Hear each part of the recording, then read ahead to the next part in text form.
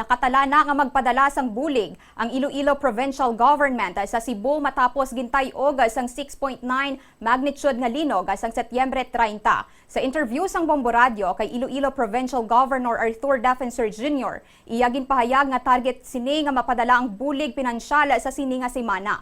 Ginapatod pa subong kun diin na kuhaon ang budget nga ipadala sa mga biktima bangod may ara sang duha ka pondo nga pwede kuhaan kag isa na diri ang disaster fund. Samtang sa pinakaulihi nga datos sa sang Philippine Institute of Volcanology and Seismology o CONFIVOX, naka-record na sang masobra 7,000 ka mga aftershock ang nabatyagan sa Cebu.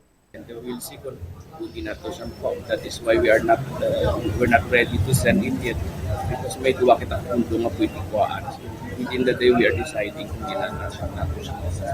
Mga saan? Come from the disaster fund. We'll process the paper. We can have that within the week. Mga pila ang target agad?